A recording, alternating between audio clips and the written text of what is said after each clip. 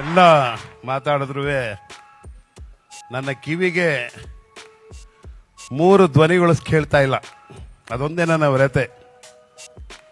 ಒಂದು, ನಿಮ್ಮ ನಮ್ಮೆಲ್ಲರ ಪ್ರೀತಿಯ ಅಣ್ಣ ಡಾಕ್ಟರ್ ರಾಜ್ಕುಮಾರ್ ಅವರ ಧ್ವನಿ,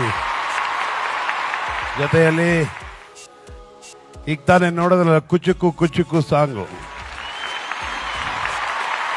ಅವನಿಲ್ಲ. ಎಲ್ಲರಿಗಿಂತ ನನ್ನ ಪ್ರೀತಿಯ ಶಂಕರ, ಅವನಿಲ್ಲ.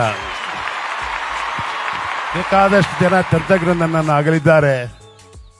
ನನ್ನ 40 ವರ್ಷಗಳ ಜೀವನದಲ್ಲಿ ಎಲ್ಲರ ಆಶೀರ್ವಾದದಿಂದನೇ ಅಂಬರೀಷ್ ಆಗಿದ್ದು.